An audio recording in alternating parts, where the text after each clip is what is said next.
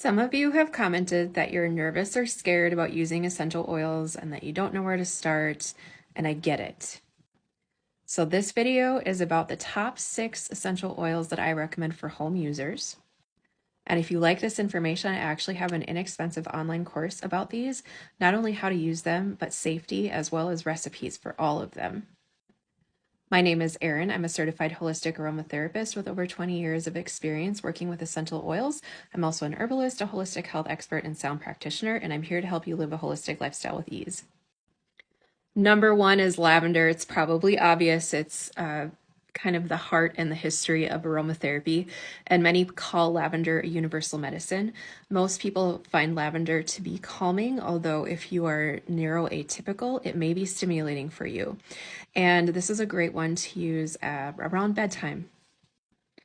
Number 2 is frankincense. This is in the sacred scents family. It's been used for spiritual practices for forever.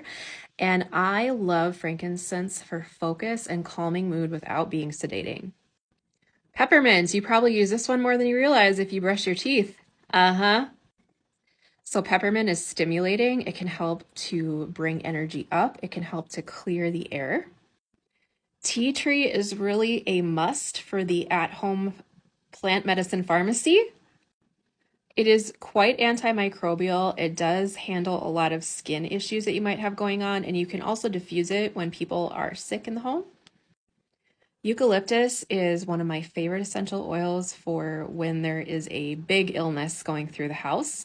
And it is what we call, it's part of the tree essential oil family, but it's part of a very potent family of trees known as the antimicrobials.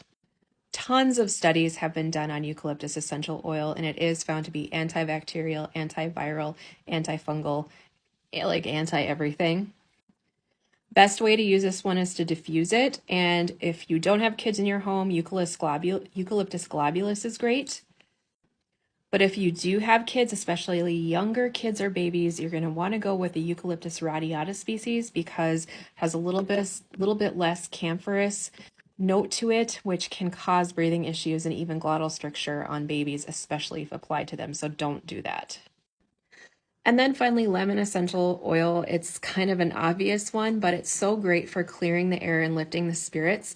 And it's part of the citrus essential oil family, all of which are known to help to boost moods and lift heavy, low energy. So again, if you want to learn more about these, including recipes and more safety, you can go and enroll in that course on my website.